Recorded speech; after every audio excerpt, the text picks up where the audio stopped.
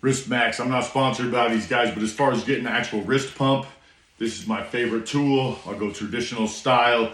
And for me personally, I'm gonna get in the defensive hook, and then I'm just gonna isolate the wrist. And I feel my wrist the most doing this versus any other exercise I've tried. I will continue to experiment with lots of exercises, but this is my bread and butter as far as the most pump, and also for PRs, because it's the hardest thing to do on my wrist, where I feel it isolated the most. Part two of this is increasing top roll strength. So in my opinion, the number one thing for top roll is probably going to be rising. So your ability to flex up, or better yet, just keep it there. And then once it's here, you really want to cup in and hold it, which if you're rising up, in order to cup, if I'm coming up and it's a decent amount of weight and I start to cup, oh man, that freaking hurts. I mean, I feel it in my wrist also. I feel it everywhere. And right there is where you're going to want to work it. I would just hold it solid. Really, you need a heavy.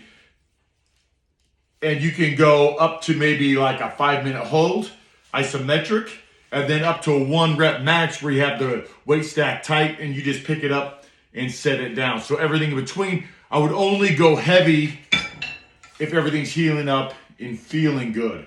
If you need to recover, I would go at least over 30 seconds and nothing quite to failure. So you always got to balance recovery, with the gains. So the biggest thing is, if you're getting stronger, you can keep going.